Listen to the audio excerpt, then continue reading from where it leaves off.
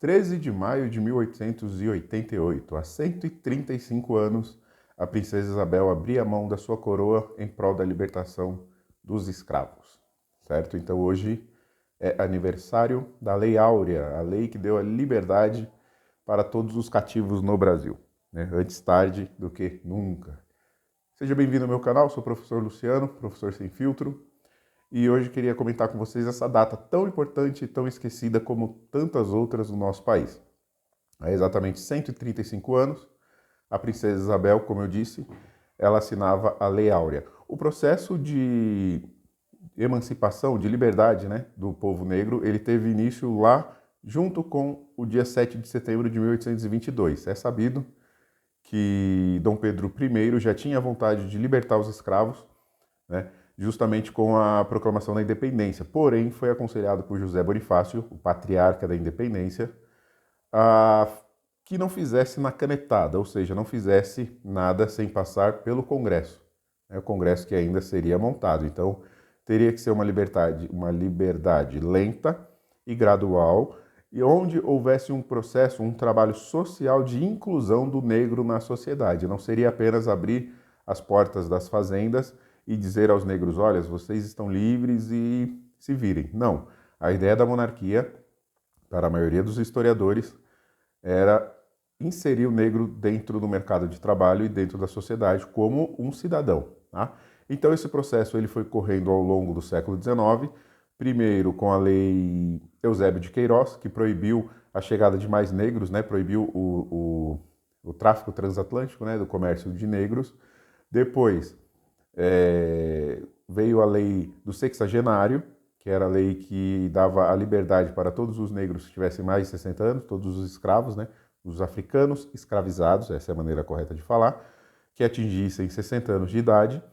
E depois a lei do ventre livre. Então todas as crianças nascidas a partir daquela data, que eu não vou precisar qual é, salvo engano, setembro, tá? Seriam livres. Tá? Na medida que foram se aproximando no final do século XIX, a maior parte das pessoas já sabiam que seria inevitável. O Brasil já estava há mais de 300 anos com essa mancha da escravidão na nossa história, que permanece até hoje. Porém, coube a princesa Isabel tirar, né, a escravidão da lei. Então, a Lei Áurea foi a lei que aboliu definitivamente a escravidão no Brasil. Claro que não foi um movimento isolado.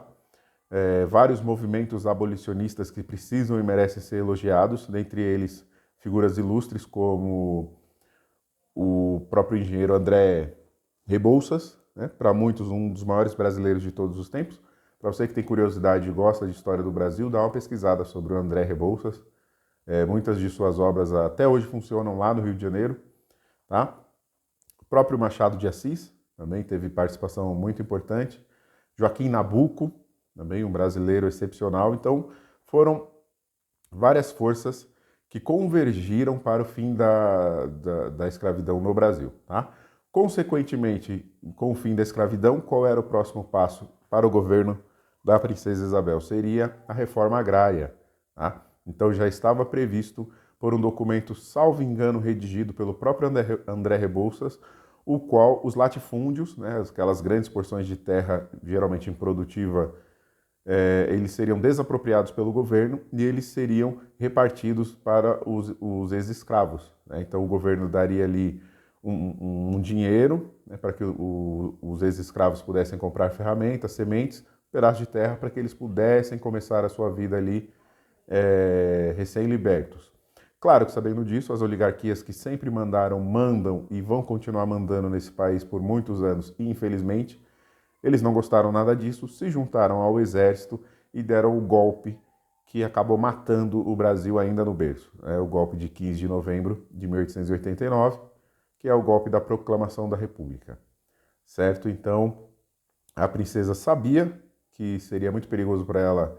Ela foi até alertada, né, por muitos ali à sua volta, que se ela assim o fizesse, provavelmente ela não governaria, e ela, mesmo assim, resolveu assinar a Lei Áurea. Tá? Então, que fique aqui esse vídeo, que cada vez mais brasileiros comecem a aprender realmente o que é a história do Brasil, a compreender como a nossa república ela vem de golpes em golpes, de falhas em falhas, cada vez mais atrasando o progresso de um país que tinha tudo para dar certo, mas que infelizmente, por causa dessas oligarquias que sempre estiveram no poder, vai continuar preso às amarras do passado.